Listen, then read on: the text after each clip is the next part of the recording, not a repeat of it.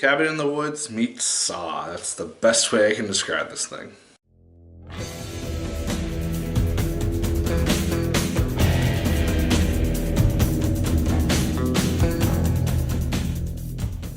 Hello once again, watchers of good movies. My name is Nick Pell and this is once again coming from my apartment. Now today we are going to be talking about the film The Belko Experiment. This is a film which I've been very curious about seeing for a long time now, ever since I saw the first trailer. It is written by James Gunn, most likely known for the Guardians of the Galaxy film, volumes 1 and 2. And general concept of this film is that we have this corporation in Colombia. They are some office company that we don't really know what they do. But one day when everyone goes to work, some people are sent home, and a mysterious voice comes over the intercom and basically tells them, kill 3 people or else we will do the same.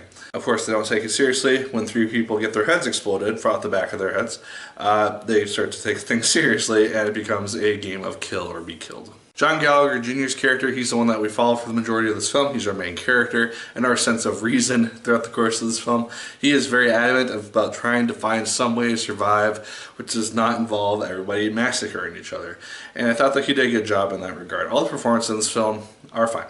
They're nothing Oscar-worthy, but they're good enough for what this film is. Tony Goodwin, who you most likely know from Scandal, that's where I know him from, and he plays the CCO, I think, of this company, and he also does a good job in the film. I had no real issues with his performance. He has kind of the same demeanor as he does on Scandal, which I kind of enjoyed seeing. And it's basically, oh hey, what if this situation happened to the President of the United States? What do you do? John McGinley from Scrubs, he's also in this film. He's kind of a psychotic person. He has this infatuation, which is unhealthy, with the girlfriend of John Gallagher's character, and that causes some issues, and so he has some creepy moments throughout the course of the film. And Melanie Diaz, she is the other person who we witnessed the events of this film through the eyes of.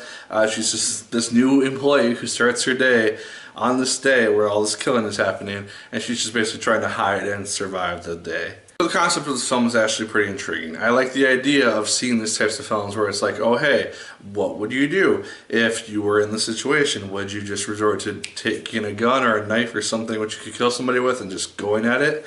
Or would you try to find a way to survive and figure out the best option, if there even is one, to get out of the situation? It's a really interesting, thought-provoking idea. I thought the concept overall was played out very well. Everyone starts out as very realistic in regards to just wanting to try to figure out a way to survive this thing, being rational, and then just kind of divulges into chaos eventually, as you would expect. There's also a surprising amount of humor in this film. There are just some dark, humorous moments that play out through the course of the film. I found those to be kind of a nice addition because they added some humor where it was very, very dark and very bloody. This is a very bloody film, so if you are not comfortable with that, probably don't watch it. I did have 2 main issues with the film, however. The main one is that there is not really any character development for any of these characters whatsoever. We get the very simple gist of where they are, where they're coming from, and that's about it. We don't really get to learn anything besides that, which maybe makes their characters more interesting.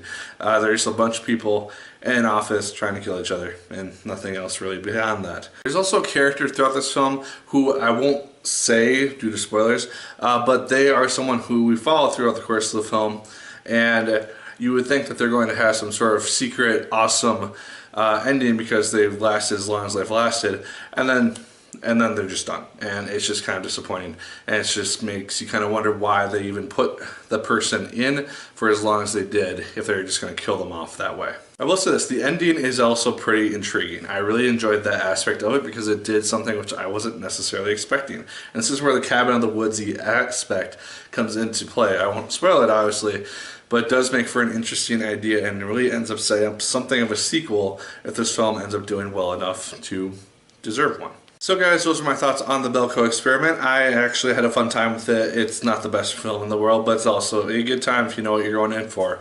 And it's got decent performances, and it's fun to just sit back and watch this for an hour and 20 minutes. But those are just my thoughts. Let me know yours in the comments down below. Did you like it as much as I did? Did you hate it more than I did? Let me know. Like, for a comment, and subscribe once again if you so choose. I appreciate it immensely.